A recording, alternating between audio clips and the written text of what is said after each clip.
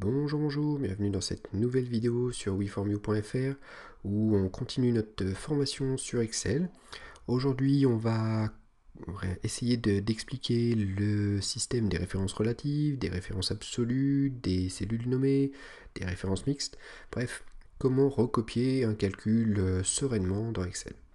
Alors c'est parti, déjà on va essayer d'expliquer un petit peu ce qu'est la différence entre une référence relative et une référence absolue. Donc, pour ça, j'ai déjà préparé un petit tableau, donc un tableau tout bête, hein, vous voyez, on a un trimestre, des chiffres de recettes, de dépenses, il va falloir calculer le total du trimestre. Ça, je vous renvoie à la vidéo, à des vidéos précédentes. On se met dans la cellule de résultats, on va faire une somme toute bête, qui va être l'addition donc de nos trois cases à gauche, impeccable, on va le valider. Là où ça va être intéressant, c'est au niveau de la recopie. Donc, quand on clique sur la case que l'on vient de faire, on a bien la somme de B2 à D2. Donc ça, ce sont des cellules relatives. Pourquoi? Parce que B2, D2, quand je vais recopier, quand je prends le petit carré noir en bas à droite de la case, la poignée de recopie, et que je glisse vers le bas, Excel va le changer tout seul, relativement, c'est-à-dire relativement par rapport à la case de départ. Il sait qu'on a glissé, on est descendu d'un cran vers le bas. Du coup, si je clique dans la case en dessous, il a décalé d'un cran vers le bas les références de cellules. Donc de B2, on est passé à B3, il a écrit tout seul B3, et de D2, on est passé à D3. Donc voilà, par défaut, toutes les références de cellules, lorsqu'on fait un calcul dans Excel, sont des références relatives, c'est-à-dire qu'elles vont se modifier au fur et à mesure que l'on recopie. Donc on va recommencer juste pour l'exemple. Donc on a un solde mensuel entre les recettes et les dépenses. Donc on va faire une petite soustraction égale la case des recettes moins la case de dépenses, donc B2 moins B3, qui sont des références relatives, donc qui devraient se modifier toutes seules. Je le valide avec entrée, je reprends le petit carré noir et je le glisse jusqu'au bout à droite. Et exactement pareil, il va modifier les références des cellules. Donc quand on clique sur la case à côté, le B2, il l'a changé bien en C2, donc il a décalé d'un cran de colonne, on a glissé vers la droite, donc lui, il modifie vers la droite ses références, et le B3 a été changé en C3, bon, etc., etc. Je pense que vous avez compris le principe. Alors maintenant que vous avez compris ce système-là, on va voir les exceptions. Donc du coup, on va aller sur le tableau, sur la feuille référence absolue. Donc j'ai créé un autre petit tableau, encore un truc tout bête, hein, rien de bien compliqué au niveau mathématique. Donc on a un prix hors taxe sur les souris, on a un taux de TVA à 20% et on veut calculer le TTC. Donc là, tout bête, hein, on écrit égal puisqu'on va commencer un calcul à la main. C'est égal donc au prix hors taxe qu'on va multiplier avec l'étoile par la case des 20%. B2 multiplié par F2.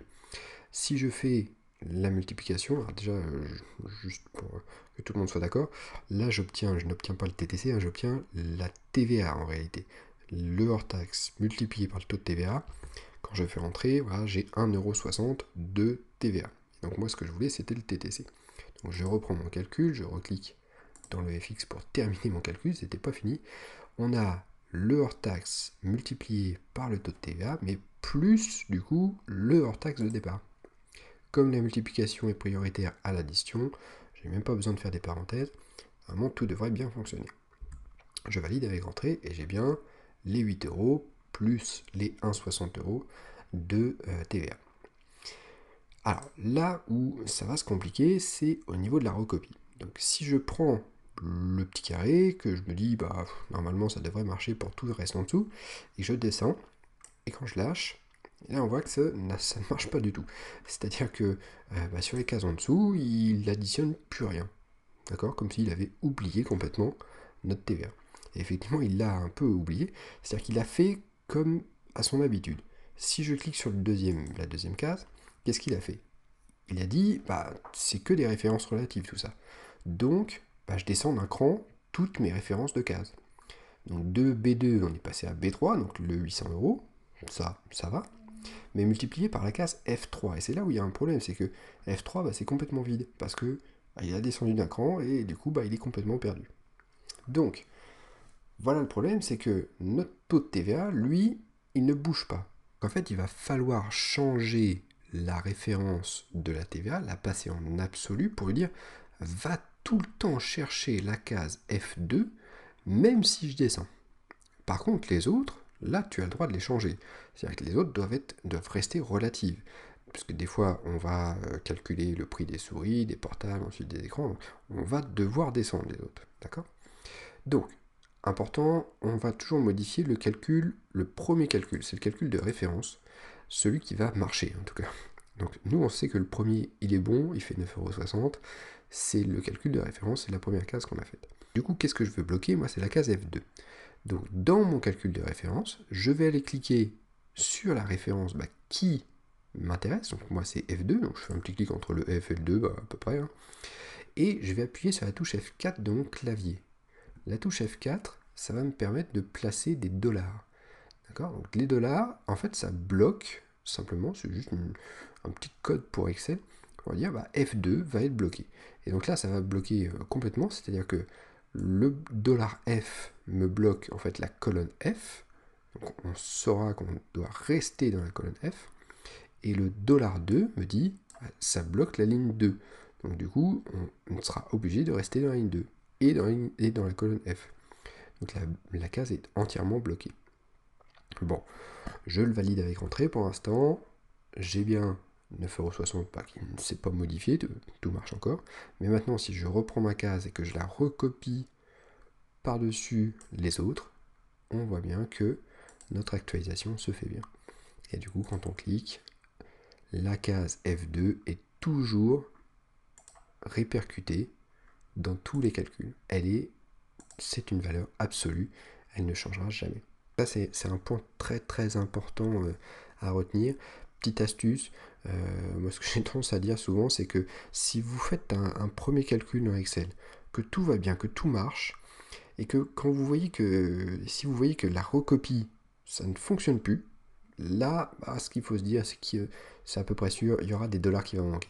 Il y a une référence absolue dans votre calcul qui n'a pas été mise, et du coup, forcément, la recopie ne fonctionne pas. Alors, autre façon de faire, ce qui aurait pu être tout à fait possible, c'est de créer une cellule nommée. Donc on va faire ça dans la troisième feuille, donc cellule nommée. C'est exactement le même tableau, hein, vous n'êtes même pas, c'est pas revenu au départ, c'est juste que j'ai repris exactement le même tableau pour vous montrer la différence. Donc, on va d'abord nommer notre cellule de TVA, puisque on sait qu'on va en avoir besoin assez souvent de cette case-là. Donc on prend la case des 20%, tout en haut à gauche du FX, il nous dit ça c'est la case F2, et on voit que c'est une zone de nom.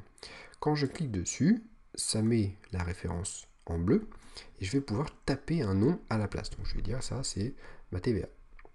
Je le valide avec entrée, ça c'est très important, si vous ne faites pas entrer, ça ne va pas marcher. Pour voir si ça a bien fonctionné, quand je clique n'importe où, je récupère bien la référence de la case où je suis. Si par contre je clique sur le 20%, il va me dire, ça c'est ma case de TVA. Bon, si jamais vous vous êtes trompé dans le nom de la cellule, ou vous n'aviez pas sélectionné avant, ou je ne sais pas, il y a eu une erreur. Vous ne pouvez pas modifier le nom de votre cellule ici. Vous pouvez le modifier dans Formule, gestionnaire de noms. Donc ce sont les noms de cellules ou les noms de plages de cellules. Et donc on revoit notre TVA qui a la valeur 20% et qui fait référence à la case F2. Et vous voyez qu'en réalité, c'est vraiment juste un alias, hein. C'est-à-dire qu'il y a les dollars ici, on les voit en fait les dollars. C'est juste qu'on lui a donné un nom et du coup on ne voit plus les dollars, nous dans la feuille. Bon, petite astuce. Alors maintenant dans l'autre calcul, quand je vais me mettre dans la case de TTC, je vais recommencer mon calcul comme on a fait précédemment. C'est-à-dire que je vais faire égal. On va cliquer sur le hors-taxe. On va le multiplier par quoi? Par TVA. On n'a plus qu'à le taper. On tape le nom de notre cellule, plus le hors-taxe de départ. On le valide, ça nous fait bien le bon chiffre, et on peut le recopier. Quatrième chose à voir, ce sont les références mixtes. Donc les références mixtes, on va se mettre sur la quatrième feuille. Vous allez voir que c'est pas des choses qu'on fait forcément tout le temps, on n'a pas besoin sans arrêt, mais ça peut nous aider aussi à comprendre ce qu'on a vu précédemment. Dans cette feuille référence mixte, on va essayer de créer une table de multiplication. Donc une table de multiplication toute bête de 1 à 10. Donc c'est parti, on va commencer en A2, on va écrire 1, la case en dessous, on va écrire 2. Je vais attraper mes deux cases en sélection, je glisse à l'intérieur des deux, je prends le petit carré et je vais pouvoir glisser jusqu'à 10. Il ne m'a pas écrit les chiffres. Hop, je suis allé un petit peu trop loin. Et je vais faire exactement la même chose de l'autre côté. Donc j'écris 1, j'écris 2, je prends mes deux cases en sélection et je glisse. Et il m'en manque un cette fois-ci. Voilà, jusqu'à 10. Impeccable. On va essayer d'améliorer un petit peu notre présentation. Donc pour ça, je vais sélectionner tout. Donc en haut à gauche, je vais faire un petit clic sur le triangle qui me permet de sélectionner toute la feuille. Je vais pouvoir rétrécir un petit peu mes colonnes.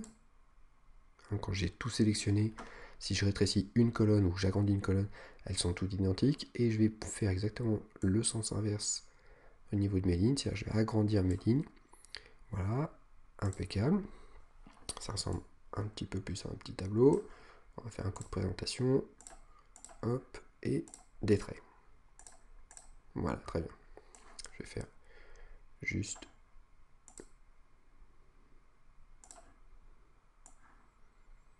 chose comme ça, voilà, et on va supprimer la colonne L, je suis allé un petit chouïa trop loin. Voilà. Donc, dans notre tableau, du coup, on va devoir faire un calcul. Ce calcul sera toujours la multiplication de mon chiffre qui est en colonne A et de mon chiffre qui est en colonne B, de mon chiffre qui est en ligne 1. Voilà, donc ça c'est très important. Donc, première case, on va taper égal. On va dire que c'est égal au 1 de la case A2, donc je clique sur A2, que je vais multiplier par la case B1. Bon, mais après, il va falloir essayer d'imaginer un petit peu la suite. Quand je vais recopier vers le bas, du coup, le A2, ça va aller, il va me changer en A3, en A4, etc., etc. Mais par contre, quand je vais recopier vers la droite, le A2 sera changé en B2. Et du coup, B2, non, ça marche plus. B2, on ne peut pas multiplier par soi-même. Donc ça, c'est pas possible. Donc il faut qu'il me bloque, du coup, le fait de rester dans la colonne A. Donc, je clique entre le A et le 2, et comme tout à l'heure, je vais faire la touche F4. Le F4, en fait, vous pouvez le faire plusieurs fois. Donc le premier F4 va me mettre 2 $. Si je refais F4, on voit que j'ai le dollar que avant le chiffre 2. Moi, c'est pas ce que je voulais. Je refais encore une fois F4 et du coup, j'ai que le dollar avant le A. Ce qui fait qu'il va me bloquer la colonne A, mais il va rester dans la colonne A, mais qu'il a la possibilité de faire A2, A3, A4, etc., etc. Et donc, ça correspond bien à ma colonne grise. À l'identique sur le B1. Donc là, il faut réfléchir. Il va falloir qu'il reste dans ma ligne grise, en fait. Donc il va falloir tout le temps qu'il reste sur la ligne 1. Par contre, il peut changer de colonne, c'est-à-dire que le B1 peut se changer en C1, en D1, etc., etc. Donc il faut bloquer le chiffre, en fait, cette fois-ci. Donc il faut le dollar avant le chiffre. Donc, je me remets encore entre le B et le 1, soit vous le tapez de là, tout simplement, soit vous faites F4 plusieurs fois, on avait dit. Et donc là, ce serait 2 fois.